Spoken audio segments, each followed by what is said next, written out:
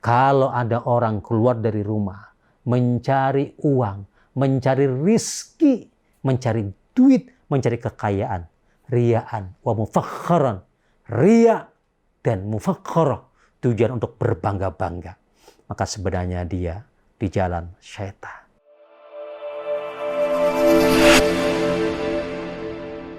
Bismillahirrahmanirrahim. Assalamualaikum warahmatullahi wabarakatuh. Alhamdulillahilladzi amarna bittihadi wa bi'tisami bihabbil matin. Asyhadu an la ilaha illallah wahdahu la syarika lah wa asyhadu anna Muhammadan abduhu wa rasuluhu rahmatan lil alamin. Allahumma shalli wa sallim ala sayyidina Muhammad wa ala alihi wa ashabihi ajma'in, amma ba'd. Fa ya ayyuhal hadirun ittaqullah haqqa tuqatih wa la tamutunna illa wa antum muslimun wadkhulul jannata bisalamin aminin. Sahabat TV NU yang dirahmati oleh Allah Subhanahu wa taala, pemirsa yang berbahagia.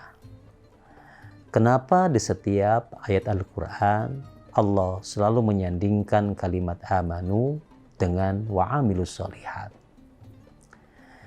Ini menandakan bahwa keberagamaan kita, keislaman kita tidak hanya cukup dengan sholat saja.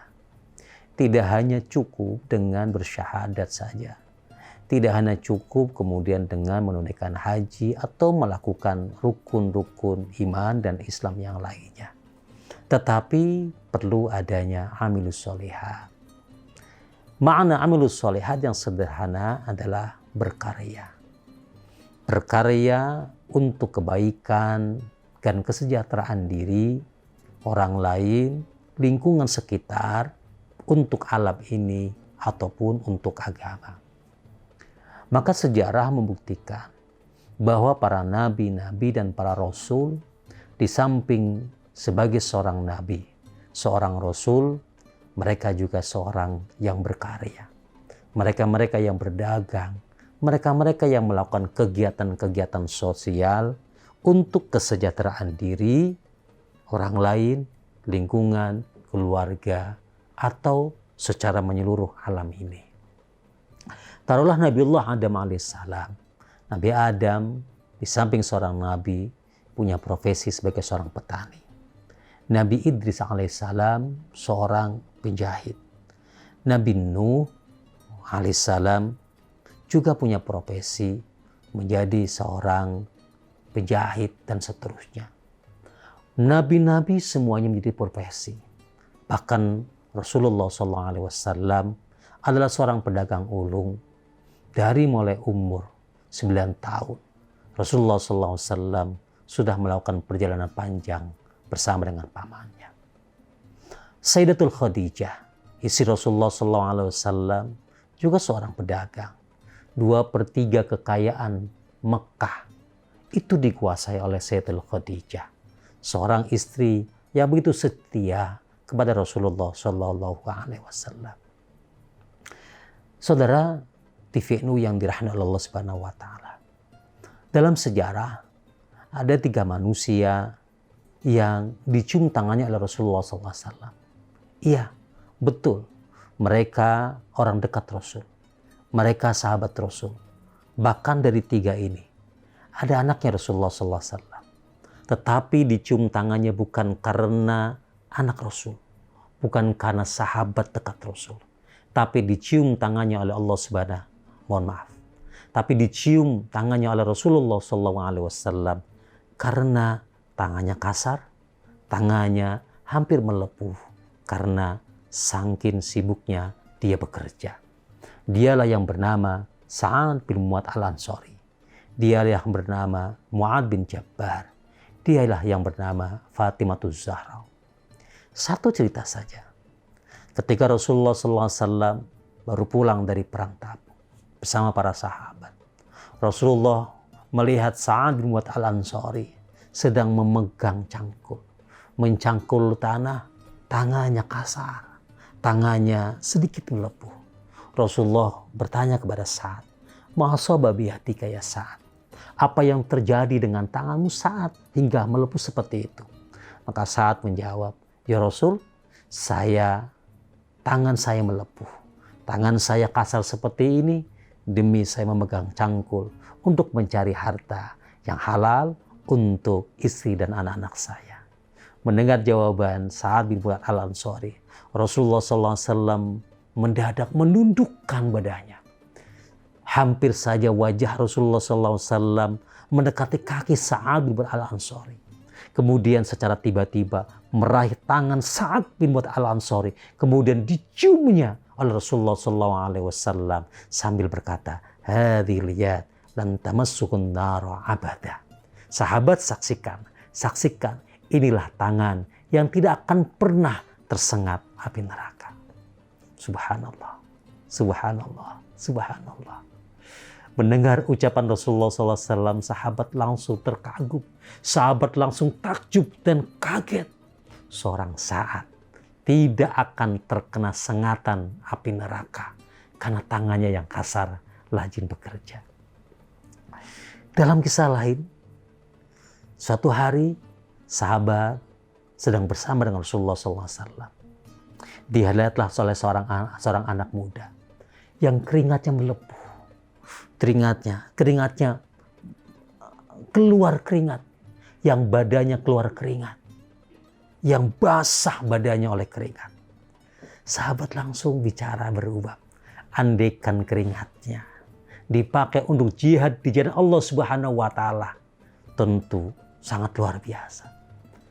Mendengar ucapan sahabat, Rasulullah SAW langsung bergumam, sedikit protes dan sedikit keras kepada para sahabat.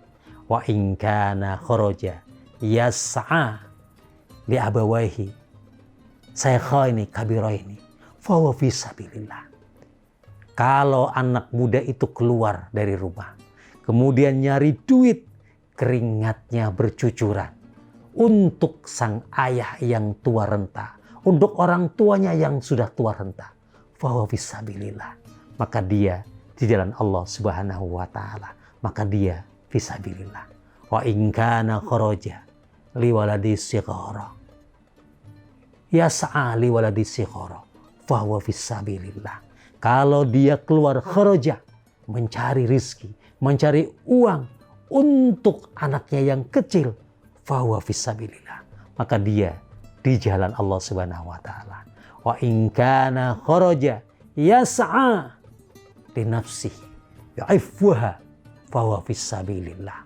Kalau dia keluar mencari rizki untuk dirinya sendiri, menjaga kehormatannya supaya tidak meminta-minta, supaya tidak berhutang pada orang lain, maka dia jihad fisabilillah.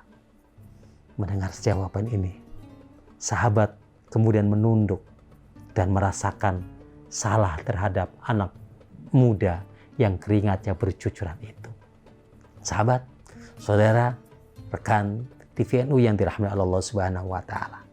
Adakah hari ini yang berangkat dari rumah, berangkat pagi pulang sore, pontang panting, poyang paying, porak-porak, panas panas, palat panas, pinggang pegel, mencari rizki?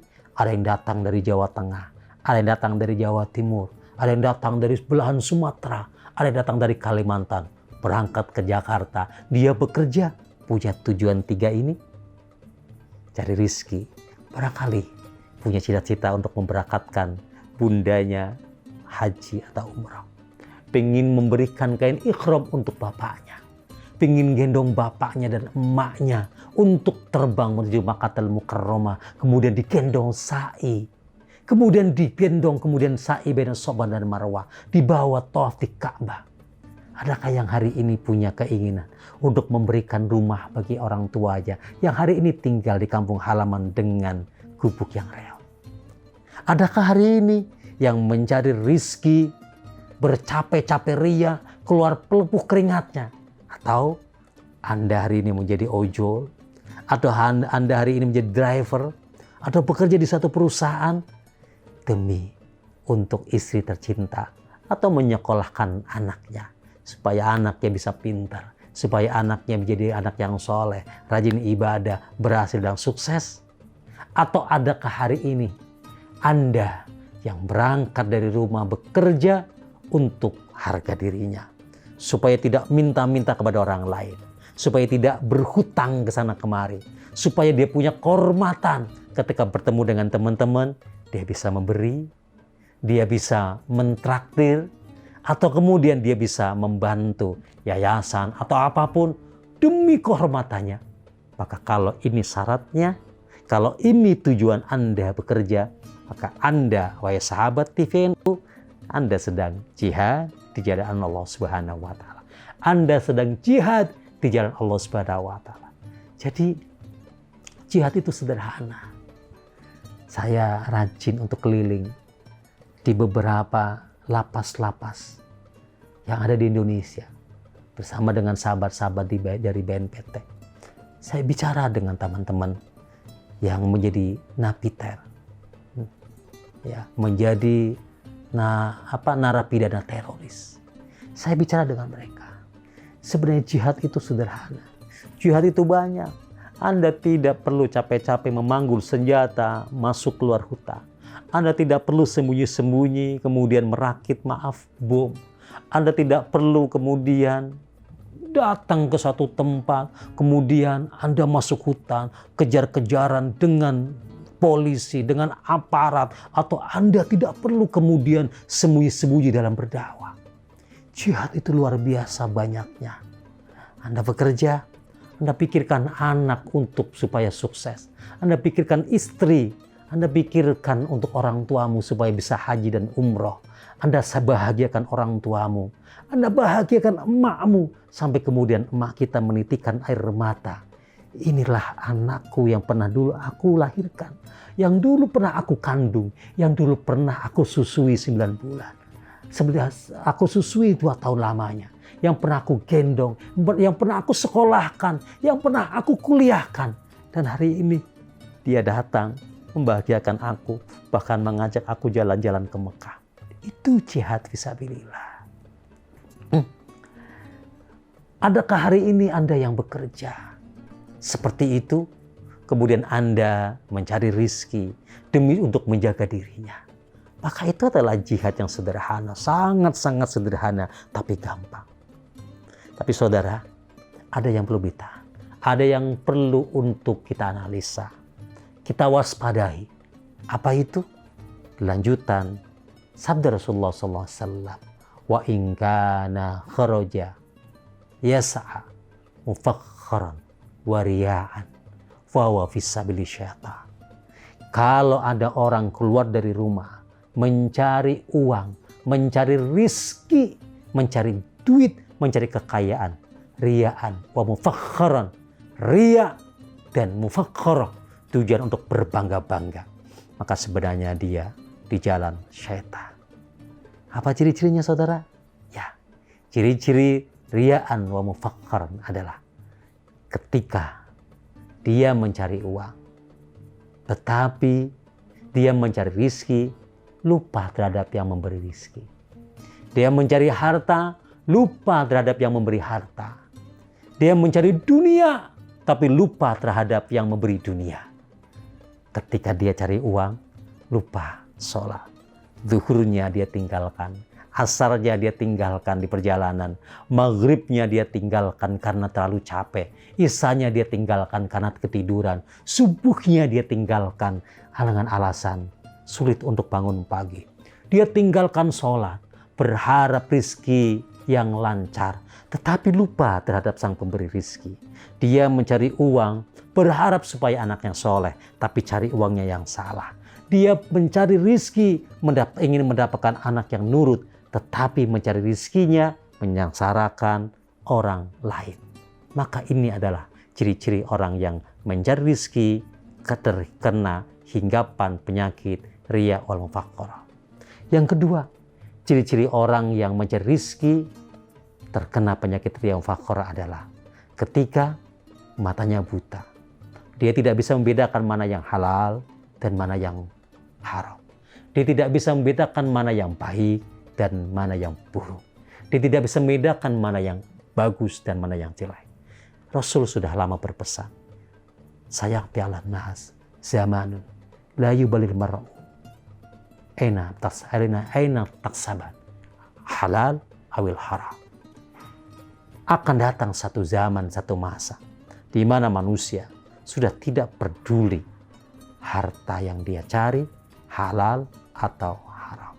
Sahabat TVNU yang berbahagia, Ramadan mengantarkan kita untuk menjernihkan nurani dan batin, untuk kembali bisa membedakan mana yang halal dan mana yang haram. Ramadan waktunya Anda produktif.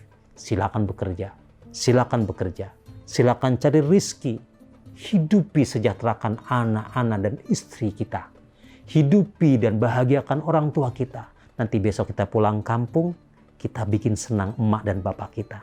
Tapi jangan lupa hindari penyakit riya dan mufakharat. Jangan tinggalkan sholat, jangan tinggalkan ibadah, jangan tinggalkan perintah Allah Subhanahu wa Ta'ala.